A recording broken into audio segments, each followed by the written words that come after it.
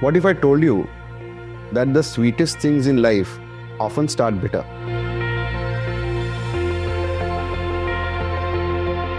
The first sip of medicine, the first stretch of discipline, the first few breaths of silence when your restless mind wants noise. The ancients call this truth Visham Amritam Meva. Poison first, nectar later. That's why Agnihotra is such a profound practice.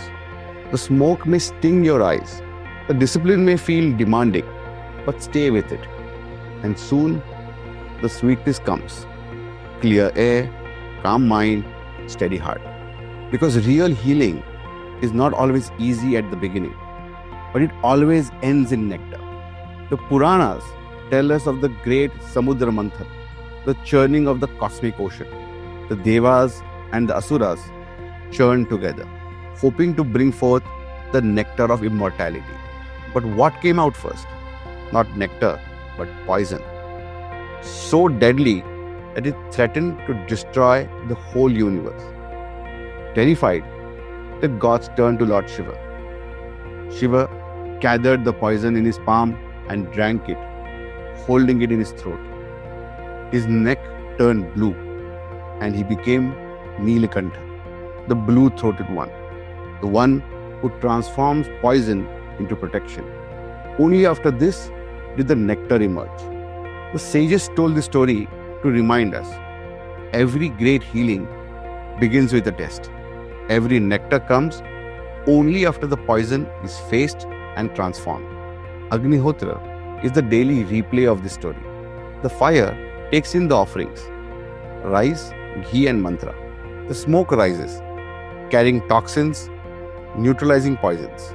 The ash remains, pure, healing, nectar for the soil and the body. What begins as burning ends as blessing. Life's first taste of discipline is often bitter. Waking early feels like poison until clarity comes.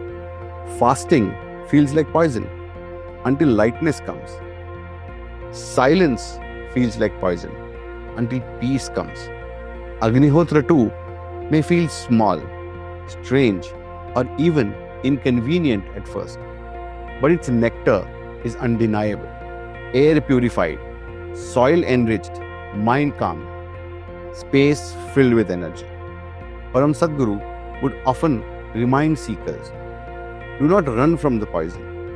Let the fire burn it, and the nectar will flow. The lesson is clear. Don't curse the bitterness at the beginning. Stay steady with the fire, and the sweetness will come. Here's your practice for this week. Poison into nectar fire.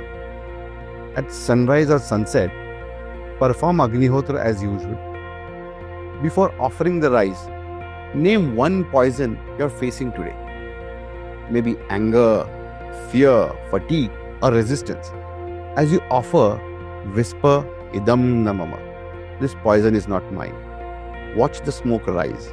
Imagine the fire drinking the poison as Lord Shiva had done. After the fire, sit for 1 minute in silence. Ask, what nectar might this poison be hiding?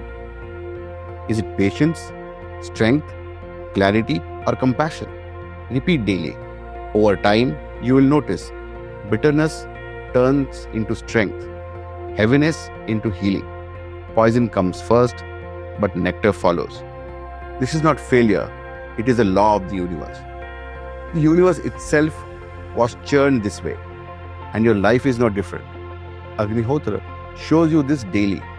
The fire stings, burns, smokes, but then leaves behind ash and pure healing. The poison becomes nectar. So tomorrow evening, when you light your fire, whisper softly, Idam namama. This poison is not mine. This nectar is not mine. It belongs to the rhythm that transforms all. Because the world doesn't need people who run from poison. It needs people who can stand by the fire, let it burn, and rise with nectar on their lips and light in their eyes.